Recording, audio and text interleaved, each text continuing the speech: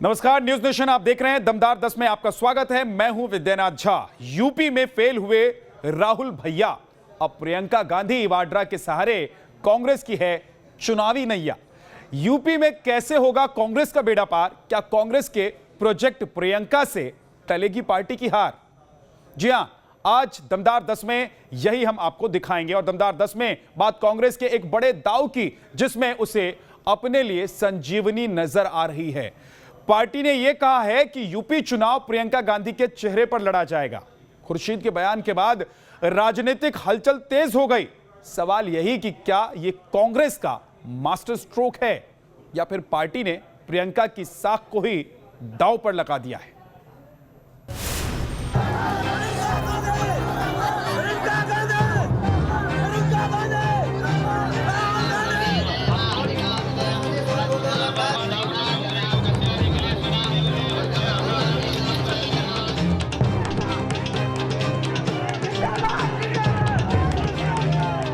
रण क्षेत्र सज गया है, रणनीति अंतिम दौर में है, सियासी एक्शन प्लान का ब्लूप्रिंट तैयार है। टारगेट है सबसे बड़े प्रदेश की 403 सीटें। इसी हिसाब से अपने अपने दांव खेले जा रहे हैं। इसी कड़ी में कांग्रेस नेता सलमान खुर्शीद ने एक बड़ा बयान दिया। उन्होंने कहा कि कांग्रेस प्रियंका गांधी के नेतृत्व में यूपी चुनाव लड़ेगी। हम लीडरशिप मानते हैं, नेतृत्व मानते हैं और नेतृत्व का चेहरा लेकर हम आपके सामने हैं। सलमान खुर्शीद के इस बयान से दो बातें निकलकर सामने आती हैं। पहली, कांग्रेस यूपी में प्रियंका के चेहरे पर दांव खेलेगी। दूसरी बात, एक बार फिर कांग्रेस की पुरानी मजबूरी सामने आ गई है कि उसके पास गांधी परिवार के अलावा कोई विकल्प नहीं है। यानी प्रियंका गांधी के कंधों पर सारा दारोमदार है। मगर सवाल यही है कि प्रियंका इसके लिए कितना तैयार हैं और क्या वो 30 साल बाद यूपी में कांग्रेस को पार घाट लगा पाएंगी? प्रियंका गांधी उत्तर प्रदेश में कांग्रेस का चेहरा हो सकती हैं, लेकिन दिल्ली से लखनऊ की दूरी कम नहीं हो सकती। प्रियंका पर आरोप ये भी लगते रहे हैं कि उत्तर प्रदेश वो पॉलिटिकल टूरिज्म के लिए आती हैं। ऐसे में प्रियंका गांधी महज 6 महीने में 31 साल का कांग्रेस का सूखा कैसे दूर कर पाएंगी, वो भी तब जब वो इन सवालों से भी बचती नजर आती हैं। प्रियंका गांधी वो नेता हैं जिनके चेहरे पर हमेशा मुस्कुराहट रहती है, लेकिन यूपी में पार्टी की इस वक्त जो हालत है उससे उन्हें मन ही मन घबराहट जरूर होगी, क्योंकि लक्ष्य कठिन है, विरोधी बेहद मजबूत हैं। सवाल यही है कि प्रियंका 6 महीने में क्या कमाल दिखा पाएंगी। ऐसा इसलिए क्योंकि प्रियंका के यूपी में आने के बाद कांग्रेस ने अभी तक कोई ऐसी तीर नहीं मारी है जो उसकी उपलब्धियों में गिना जा सके। इतना ही नहीं, प्रियंका के चेहरे पर यूपी चुनाव लड़ने के सलमान खुर्शीद के बयान पर भी कांग्रेस के किसी बड़े नेता का कोई बयान सामने अभी तक नहीं आया है। फेस अपने भाई को बनाई हुई थी और अमेठी से हार करके गए हैं और श्रीमती प्रियंका वाड्रा जी ही उस चुनाव की बागडोर संभाली थी।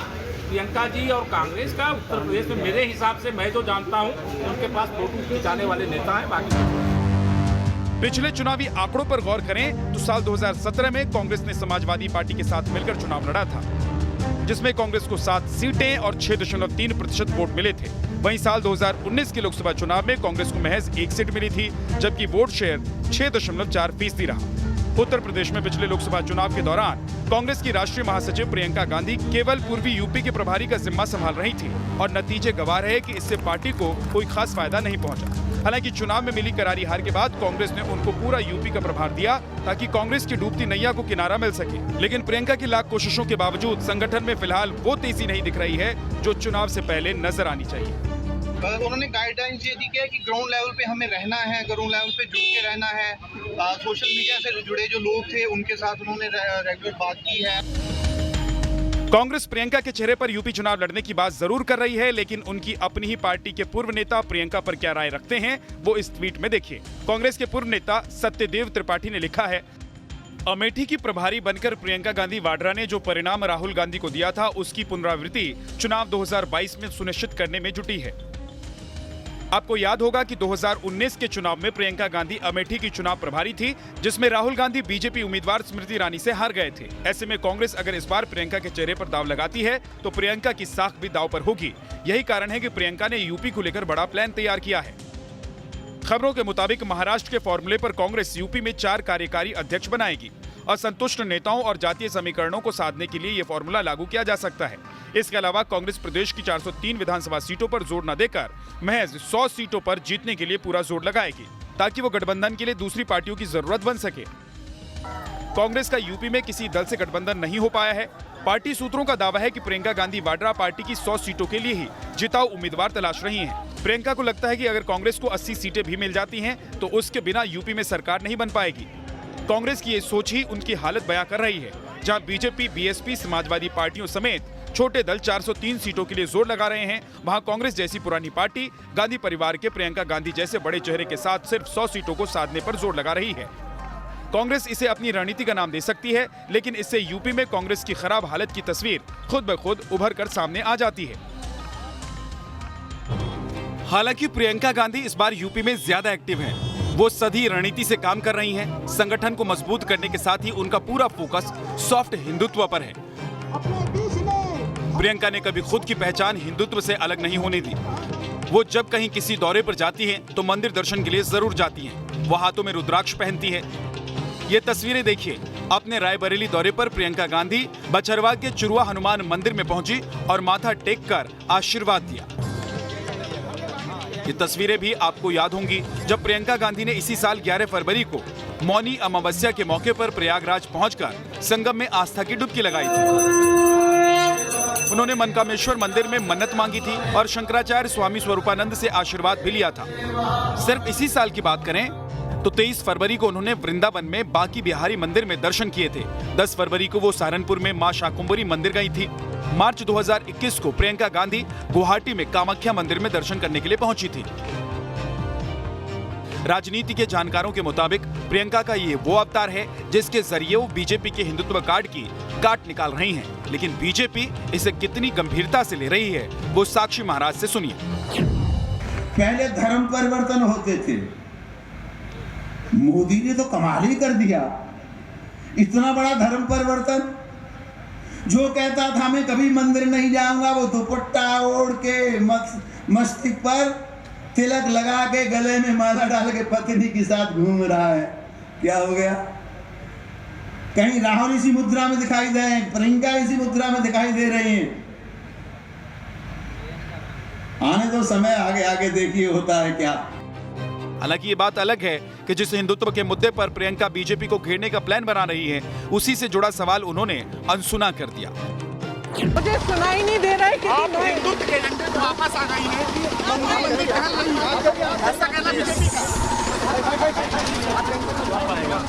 मैं उसके बारे में कहूंगी कि इनका घर मेरा मंदिर है, ठीक है? इनका घर मेरा मंदिर है, ये देश मेरा मंदिर है और यही मेरा मजहब है, यही मेरा धर्म है।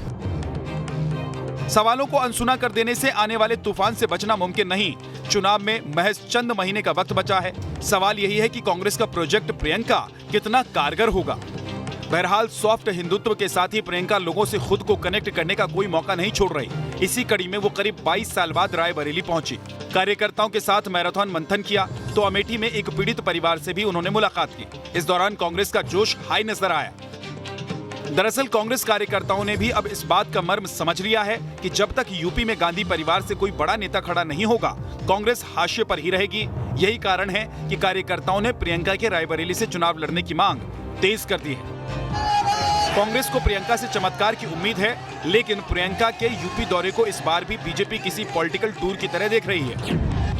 देखिए, उत्तर प्रदेश में 32 साल से कांग्रेस अपने अस्तित्व के संकट से जूझ रही है और जो ये लगातार मीडिया में चल रहा है कि सलमान खुर्शीद ने का चेहरा है, मुझे लगता है कांग्रेस के अस्तित्व का संकट नेशनल स्तर पे कि भाई चेहरा बने कांग्रेस का कि बहन चेहरा बने, वहाँ भी दो फाड़ है नेताओं में।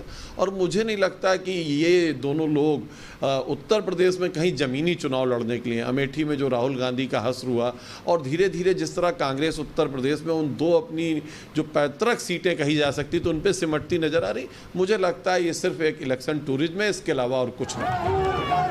कुल मिलाकर कहें तो यूपी में कांग्रेस ने कमबैक का प्लान तैयार कर लिया है। विधानसभा चुनाव में जीत के लिए ब्लूप्रिंट की ओर इशारा करते हुए कांग्रेस नेता सलमान खुर्शीद ने बड़ा बयान दे दिया है। लेकिन साथ में कुछ सवाल भी हैं। मसलन कुछ घंटे यूपी में बिताने वाली प्रियंका गांधी वाड्रा सूबे में फिलहाल पार्टी संगठन को महज 5 से 6 महीने में दोबारा कैसे खड़ा कर पाएंगी? पिछले 31 साल से कांग्रेस यूपी की सत्ता से बाहर है। सत्ता छिनने के बाद से ही कांग्रेस यूपी में लगातार सिकुड़ती चली गई। ऐसे में लाख टके का सवाल यही है कि यूपी में कैसे होगा कांग्रेस का बेड़ा पार? क्या प्रियंका नाम का दाव बचा पाएगा पार्टी की करारी हार? Team news nation. बात उस तालिबान की जिसने आज पाकिस्तान को उसकी औकात दिखा दी। तालिबान ने आज पाकिस्तान के उसके ऑफर को लात मार दी, जिस ऑफर में पाकिस्तान ने अफगानिस्तान में अपना रुपया चलाने की कोशिश की थी। पाकिस्तान चाहता था कि अफगानिस्तान में पाकिस्तानी रुपया चले। उसने दलील यह दी थी कि इससे अफगानिस्तान की अर्थव्यवस्था सुधर जाएगी। लेकिन तालिबानी भी कम नहीं निकले। उन्होंने पाकिस्तान की चाल समझ ली और दो टूक कह दिया कि हमारी अर्थव्यवस्था सुधारने में आपकी मदद नहीं चाहिए पाकिस्तान भैया। अब सवाल है कि पाकिस्तान के हाथ ऐसा कौन सा खजाना लग गया है जो उसने पाकिस्तानी ऑफर को लात मार दी।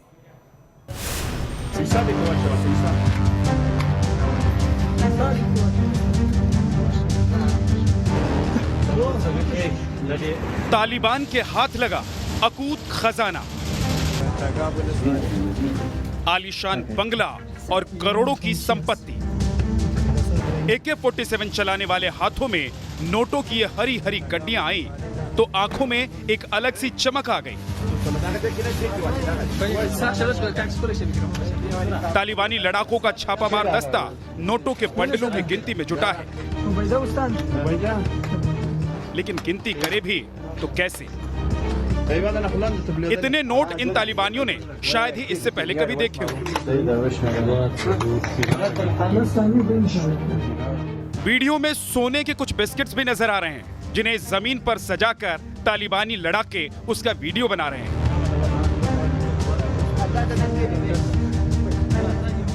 पास में ही कुछ ट्रॉली भी दिख रही है जो नोटों की गड्डियों से भरी पड़ी है।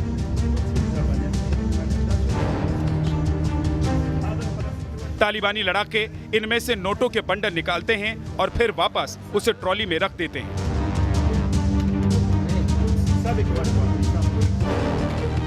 1 मिनट 20 सेकंड के इस वीडियो को खुद तालिबान ने जारी किया है। तालिबान दावा कर रहा है कि ये सारी संपत्ति अफगानिस्तान के पूर्व उपराष्ट्रपति अमरुल्लाह सालेह के घर से बरामद हुई है।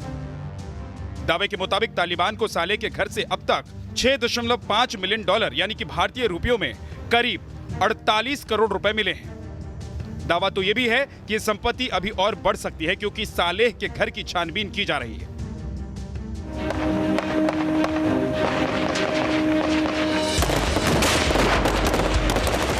अमरुल्लाह सालेह अफगानिस्तान के वो नेता हैं जो इस वक्त तालिबान के खिलाफ अफगानिस्तान के आखिरी किले पंजशीर में मोर्चा लिए हुए हैं। 15 अगस्त को जब काबुल में तालिबान की एंट्री हुई तब सालेह खुद को देश का कार्यवाहक राष्ट्रपति घोषित करते हुए पंजशीर जा पहुंचे थे। काबुल से सालेह की विदाई के करीब 1 महीने बाद अब तालिबान ये दावा कर रहा है कि उसे सालेह के घर से ये अकूत संपत्ति हासिल हुई है।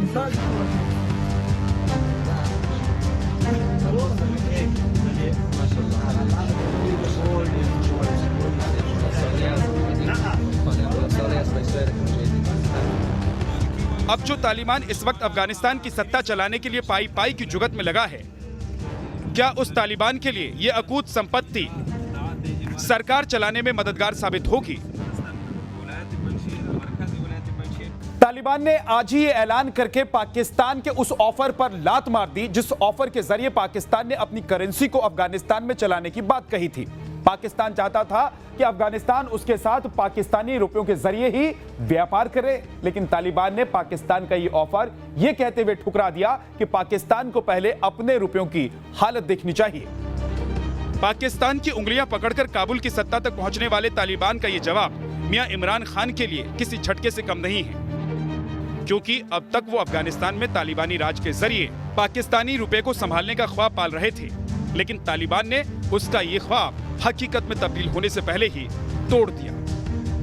पाकिस्तान के इस ताजे मंसूबे की पूरी हकीकत आपको दिखाएंगे, उससे पहले काबुल से आई इन तस्वीरों को गौर से देख लीजिए। आलीशान बंगले में टहलते तालिबानी, इंडोर स्विमिंग पूल की नुमाइश करते लड़ाके, सौना बाथ, टर्किश स्टीम बाथ और ट्रॉपिकल ग्रीन हाउस का आनंद लेते तालिबानी कमांडर। ऐसे आलीशान महल में तालिबानी लड़ाकों को देखकर हैरानी होती है, क्योंकि अब से पहले तक तालिबानी लड़ाके धूल से सनिक कपड़ों के साथ टैंक या फिर खुली जीप में ही नजर आते थे। लेकिन तालिबानियों की ये रईसी हर किसी को हैरान कर रही है। इस वीडियो को खुद तालिबान ने जारी किया है। दावा है कि ये आलीशान बंगला अफगानिस्तान के एक पूर्व उपराष्ट्रपति अब्दुल राशिद दोस्तम का है। काबुल का किला ढहने के बाद से ही दोस्तम अंडरग्राउंड है और अब उनका बंगला तालिबानियों के कब्जे में है।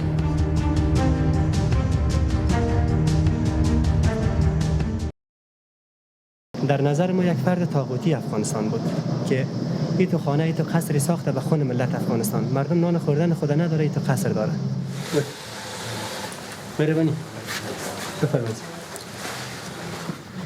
به نظر شخصی خودم یگانه چیزی که شک داشتم مکمل اسب بودن. به هر جای عکس اسب است و منظره چی نمایشی اسب جور کرده و مکمل اسب شوق داشتن. نکرد. اینا نمیفهم چی است. این تو گلاسا داره اینجا جای مخصوص بوده که می آمدم روی 4 طرفی خود اینجا اینمی بازی رو انجام میدادم. میریم به این طرف که اینجا می آمده بازی میکرده، تفریح میکرده. اینجا سونا نوشته است، اینجا جای خود گرم میکرده، عرق میداده، جای از است.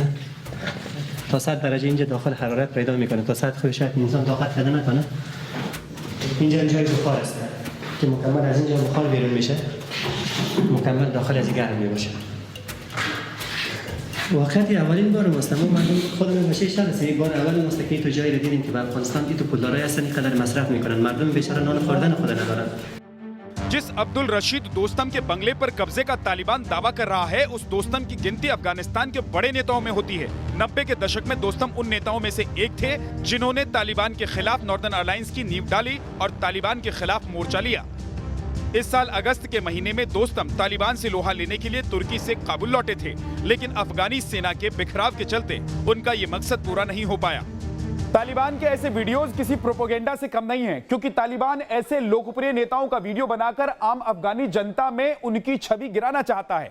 अमरुल्लाह सालेह के घर से मिले नोटों का दावा भी उसी प्रोपेगेंडा का हिस्सा हो सकता है, क्योंकि तालिबान को काबुल को कब्जा किए करीब 1 महीना होने वाला है और अब जाकर वो ऐसे वीडियोस जारी कर रहा है जो सवाल खड़े करता है। काबुल से लेकर कंधार तक तालिबान की मुखालफत सड़कों पर हो रही है। हर रोज विरोध प्रदर्शन का सिलसिला जोर पकड़ रहा है। अब ना तो लोग तालिबान की गोलियों से डर रहे हैं और ना ही उसके बम बारूद से। तालिबान चाहे तो गोली के दम पर ऐसे विरोध को एक दिन में शांत कर सकता है, लेकिन फिलहाल उसे अपनी छवि की फिक्र है। यही वजह है कि वो गोली की बजाय वीडियो प्रोपेगेंडा के जरिए खुद को आम लोगों का हिमायती बताने की कोशिश में जुटा है। तालिबान के सामने फिलहाल 3 बड़ी चुनौतियां हैं। पहली, अफगानिस्तान की अर्थव्यवस्था को पटरी पर लाना। दूसरी, युद्ध के हालात में बड़ी महंगाई को कम करना। और तीसरी चुनौती, बंद पड़े कल कारखानाओं को दोबारा चालू करना। मियां इमरान खान भी जैसे इसी मौके का इंतजार कर रहे थे कि कब इन चुनौतियों से निपटने के लिए तालिबान उनकी छतरी के नीचे आए और वो अपनी शर्तें मनवाएं। 3 दिन पहले पाकिस्तान के वित्त मंत्री शौकत तारीन ने अपने बयान में कहा था, हम अफगानिस्तान की नई हुकूमत के साथ मजबूत कारोबारी रिश्ते चाहते हैं और इसके लिए पाकिस्तान की करेंसी को इस्तेमाल करना चाहते हैं। दोनों देश इस करेंसी का इस्तेमाल आर्थिक हालात सुधारने के लिए कर सकते हैं। पूरे 3 दिन तक तालिबान पाकिस्तान के इस बयान पर चुप रहा, लेकिन 3 दिन बाद उसने इस पर चुप्पी तोड़ी तो पाकिस्तान को सांप सूंघ गया। तालिबान नेता और अहमदुल्लाह वासिक ने कहा, हम साफ कर देना चाहते हैं कि आपसी कारोबार तो हमारी मुद्रा यानी कि अफगानिस्तान में ही होगा, करेंसी को नहीं बदला जाएगा। हम अपनी पहचान का महत्व समझते हैं और इसे बनाए रखेंगे। इससे कोई समझौता नहीं किया जा सकता। सच्चाई ये है कि मियां इमरान खान पाकिस्तान की डूबती अर्थव्यवस्था को अफगानिस्तान के जरिए बचाना चाहते थे, क्योंकि फिलहाल दोनों देशों के बीच कारोबार डॉलर में होता है। पाकिस्तान ने तालिबान को करेंसी एक्सचेंज का ऑफर दिया था ताकि पाकिस्तान का डॉलर स्टॉक मेंटेन रहे। और पाकिस्तान और अफगानिस्तान के दरमियान तिजारत पाकिस्तानी करेंसी में होगी। हुकूमत ने बड़ा फैसला किया है। मुश्किलात में घिरे बरादर मुल्क के मुख्तलिफ मामला चलाने के लिए पाकिस्तान से माहिर अफरादी कुव्वत भी भेजी जा सकती है। वफाकी वजीर ख़जाना शौकत तरीन ने सेनेट की कायमा कमेटी को बताया कि IMF और वर्ल्ड बैंक ने अफगानिस्तान के 10 अरब डॉलर्स रोक रखे हैं, जिससे अफगानिस्तान को डॉलर की कमी का खदशा है। इसीलिए पाकिस्तान ने अफगानिस्तान से पाकिस्तानी करेंसी में तिजारत का फैसला किया है। अफगानिस्तान में मुख्तलिफ मामूलात चलाने के लिए पाकिस्तान से लोगों को भी भेजा जा सकता है। तालिबानी हुकूमत में पाकिस्तान की हालत मान न मान मैं तेरा मेहमान जैसी हो गई है। पाकिस्तान ने तालिबान को अब तक 3 बड़े ऑफर दिए और तीनों ही ऑफर्स को तालिबान ने ठुकरा दिया। पाकिस्तान ने अफगानी एयरपोर्ट्स को ऑपरेट करने का ऑफर दिया, लेकिन तालिबान ने ये काम तुर्की और कतर को सौंपा। प्रशासन चलाने के लिए पाक ने एक्सपर्ट्स भेजने की पेशकश की। तालिबान ने कहा कि वो अपने हिसाब से काम करेगा। इमरान ने ट्रेड के लिए पाक करेंसी का ऑफर दिया। तालिबान ने इस ऑफर को लात मार दी। इमरान खान तालिबान को अपनी अर्थव्यवस्था के लिए संजीवनी के तौर पर देखते रहे थे, क्योंकि पाकिस्तानी करेंसी लगातार गोते लगा रहा है। अगस्त 2018 में जब इमरान खान पीएम बने थे, तब $1 की कीमत पाकिस्तानी करेंसी में 122 थी। इस साल जनवरी में $1 के मुकाबले पाकिस्तानी करेंसी की कीमत 159.6 पहुंच गई और फिलहाल इस वक्त ये 167.5 पाकिस्तानी करेंसी तक पहुंच गई है। तकनीक में तालिबान बेहद पिछड़ा है, लेकिन रुपए का गणित वो अच्छी तरह समझता है। तालिबान ये अच्छी तरह जानता है कि डूबते जहाज को एक डूबता जहाज कभी नहीं संभाल सकता, लिहाजा उसने पाकिस्तान को उसकी औकात दिखा दी। Team news nation. दमदार 10 में अब आपको वो तस्वीरें दिखाते हैं जिसे देखी तो सबने, लेकिन शायद इसके मायने बहुत कम लोग ही समझ पाए। साल 2020 में भारत और चीन के बीच पूर्वी लद्दाख की तनातनी के बाद से भारतीय फौज ने युद्धाभ्यास बढ़ा दिए हैं। कभी द्विपक्षीय तो कभी मल्टीलेटरल, यानी कि कई देशों के साथ मिलिट्री एक्सरसाइज में बढ़ोतरी करने के पीछे मोदी सरकार का मकसद क्या है? इस तरह की बारूदी ट्रेनिंग से मोदी दुनिया को क्या संदेश देना चाहते हैं? आपको इसका पूरा विश्लेषण दिखाते हैं।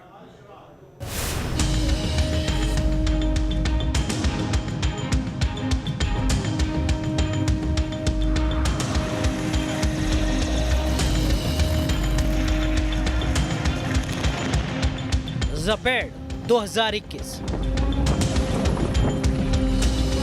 रूस में चल रही इस मिलिट्री एक्सरसाइज में कई देशों के फौजियों के बीच अपना दमखम दिखा रहे हैं हिंदुस्तान के शेर, चाहे वो पैरा ड्रॉपिंग हो या फिर रैपिड असॉल्ट। ज़पेड 2021 में जिसने भी इंडियन आर्मी के जाबाजों को देखा, उसने दांतों तले उंगलियां दबाई।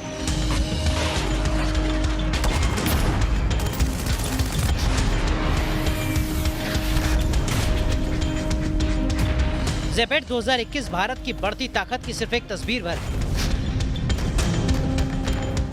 इससे पहले 2020 में बांग्लादेश के साथ संप्रति 9, फरवरी 2021 में अमेरिका के साथ युद्धाभ्यास, अप्रैल 2021 में किर्गिस्तान के साथ खंजर और क्वाड देशों के एक्सरसाइज मालाबार 2021 को इंडियन आर्मी, स्पेशल फोर्सेज और नेवी अंजाम दे चुके हैं। इसके अलावा कई और एक्सरसाइज में इंडियन आर्मी और नेवी शामिल हो चुके हैं। आखिर लद्दाख स्टैंड ऑफ के बाद कोविड काल में भी भारतीय सेनाएं लगातार युद्धाभ्यास में क्यों जुटी रही? इसके पीछे कई वजह हैं, जिसमें सबसे पहली है डिफेंस डिप्लोमेसी। डिफेंस डिप्लोमेसी यानी रक्षा के क्षेत्र के जरिए दूसरे देशों के साथ संबंध और सहयोग बढ़ाना। ये भारत के लिए किस तरह फायदेमंद हालात पैदा करता है, समझना जरूरी है। दूसरे देशों की फौज के साथ अभ्यास करने से उन सेनाओं के तजुर्बे और तकनीक को समझने में मदद मिलती है। रक्षा क्षेत्र में सहयोग के जरिए डिफेंस में मेक इन इंडिया को भी आगे बढ़ाया जा रहा है, जिसकी एक मिसाल दूसरे देशों के साथ मिसाइल सौदों के तौर पर सामने आई है। रक्षा क्षेत्र में सहयोग बढ़ने से सामरिक दोस्त भी मिलते हैं, जो लद्दाख स्टैंड ऑफ जैसे हालात में मददगार बनकर सामने आते हैं। ऐसे मिलिट्री अभ्यास सिर्फ डिफेंस डिप्लोमेसी तक ही सीमित नहीं होते, बल्कि इनके जरिए मोदी सरकार कुछ अहम संदेश भी दुनिया और खासकर उन देशों को दे रही है जो भारत से तनातनी पाले बैठे हैं।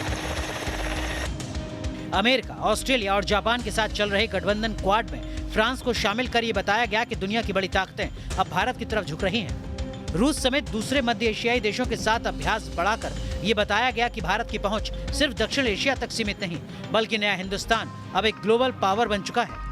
बदलते युग में डिफेंस के क्षेत्र में हाइब्रिड वॉर का जमाना आ गया है।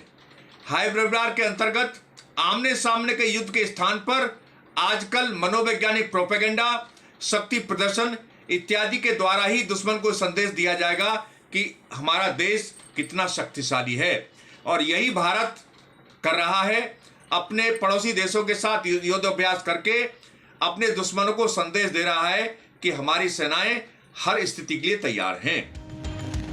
भारतीय सेनाओं की मिलिट्री एक्सरसाइज का ये कैलेंडर आगे भी लंबा चौड़ा है, यानी भारत की डिफेंस, डिप्लोमेसी और सामरिक क्षमता दोनों आगे बढ़ती जाएंगी। Team news nation.